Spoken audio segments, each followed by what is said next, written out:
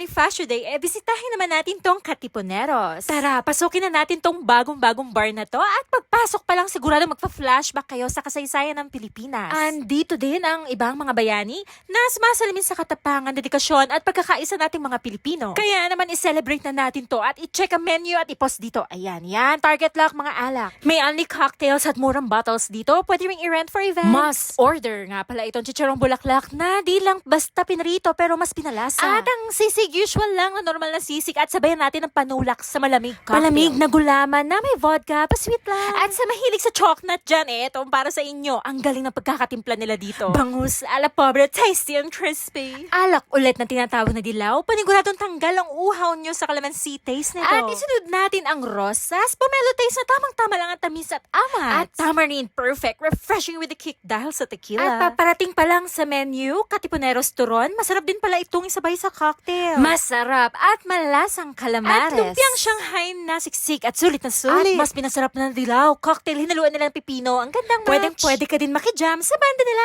every Wednesday to Saturday. Inabot na nga kami ng gabi at jam pack pero tuloy pa rin ang aming party sa labas. Kaya tara na dito sa San Marcelino, Malate, Manila. Bisitahin ang Katipuneros. Ang mabait ng staff.